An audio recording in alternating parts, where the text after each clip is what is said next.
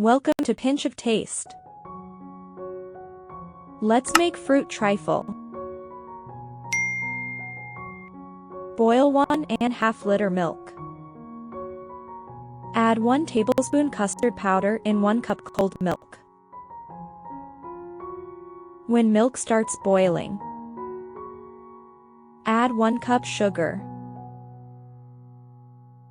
Mix it well. Add custard milk. Gradually mix it. Cook until it thickens.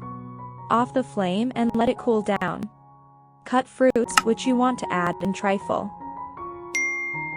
Time to layered. Make a layer of fruit cake slices. Pour some custard. Add some chopped apple.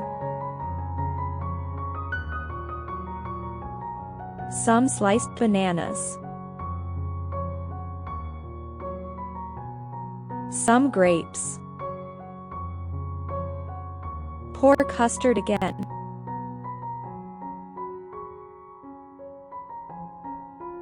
Garnish some bananas and grapes.